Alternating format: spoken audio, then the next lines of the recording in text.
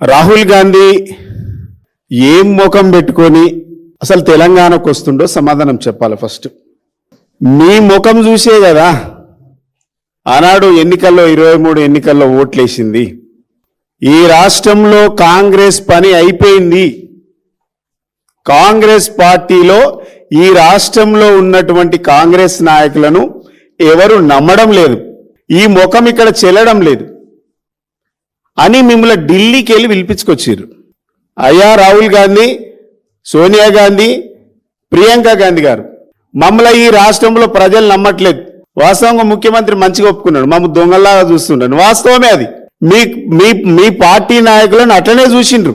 మీ ముఖం చెల్లక మా ముఖం ఇక్కడ చెల్లుతలేదు, మా మాట చెల్లుబాటు అయితే లేదు, మీ దండం పెడతా, దయచేసి మీరు తెలంగాణకు రండి, మేము ఇచ్చినటువంటి హామీల మీద మీరు గ్యారంటీలు ఇయ్యండి